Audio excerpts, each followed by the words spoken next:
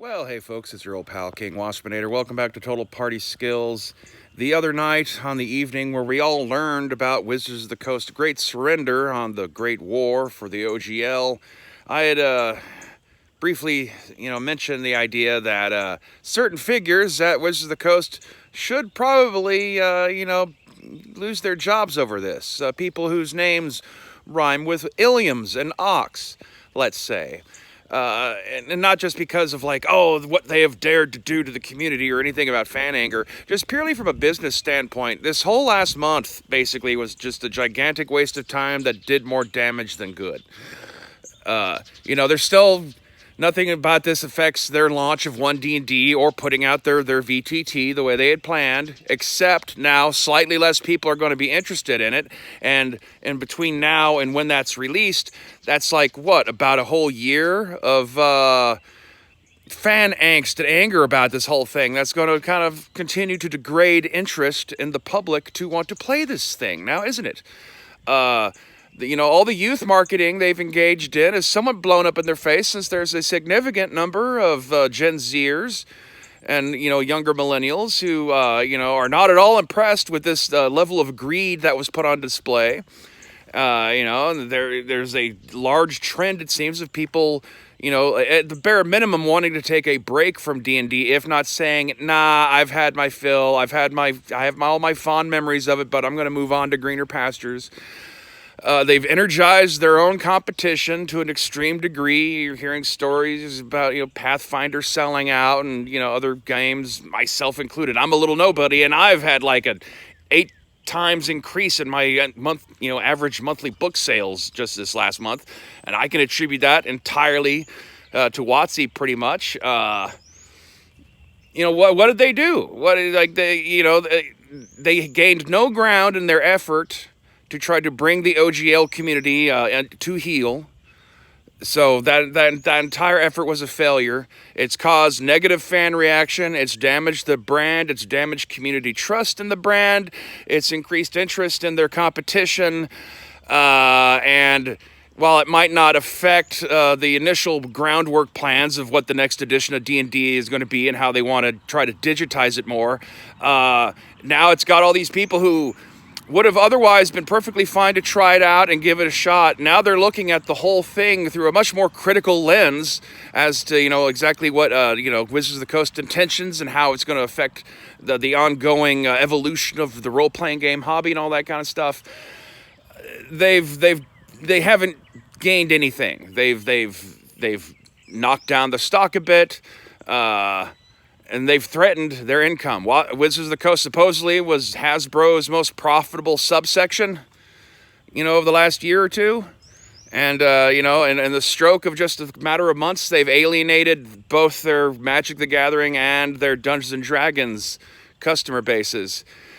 And now in what's something that's been incredibly public. It goes way beyond my old predictions that we're probably just going to enter a period where people are going to start viewing D&D as being the kids' game again, and as the current crop of role players that they have brought into the community over the last 5 years or so, as they mature and grow further into their 20s or approach 30 and all that kind of stuff, they're going to want to look at other game systems finally and expand their horizons a little bit, because they've been there, done that with D&D so much. But now, this goes way beyond just them being viewed as the childish game. Now they're the greedy corporate game trying to exploit children. Kind of a thing. And, like I said, it's just, it's going to be really surprising and telling if those people whose names rhyme with Illiams and Ox don't lose their jobs over this. Why are they being protected?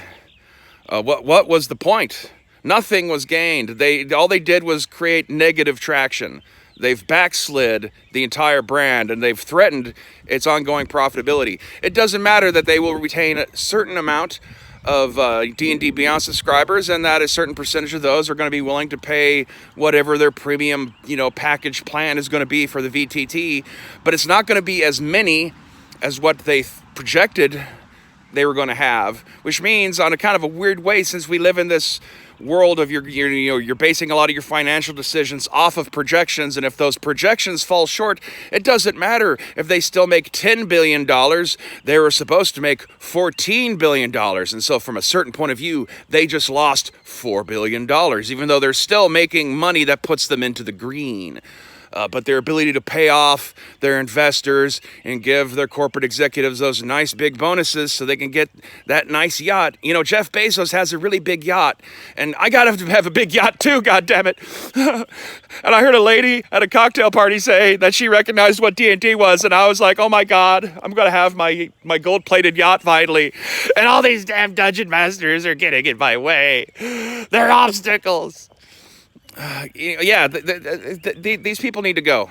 You know, I know there's this thing that's in corporate philosophy, especially in the entertainment world. You see it especially in like the movie industry around genre fiction, where you want to bring in an outside point of view. You know, one of the people at Disney, like, oh, when we're looking for directors for Marvel, if they say they're a fan of Wolverine, I take that as a red flag that we shouldn't let them direct a Wolverine movie. We want somebody who's never heard of Wolverine to make a Wolverine movie. That way we know it'll be good and true to what the fans actually want out of a Wolverine movie. Which, you know, it sounds crazy and is crazy and leads to, you know, yeah, movies that, yeah, you might get that mass market appeal, but the actual fan base doesn't want to show up.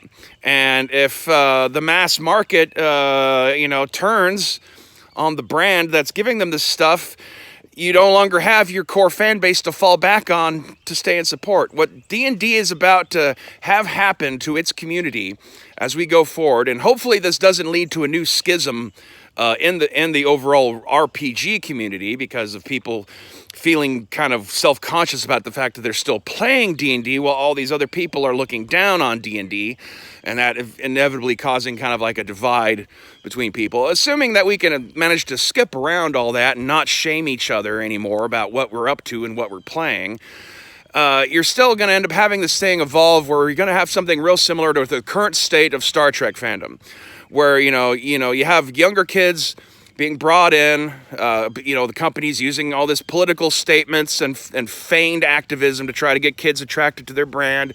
My God, Star Trek Discovery is so diverse, kids, come on, you got to come watch it. And they'll come watch it, and, it's all right. Something about it is off. Maybe they don't actually really stick to watching the whole thing. But they'll like to talk about how they support it. But, it's not really compelling.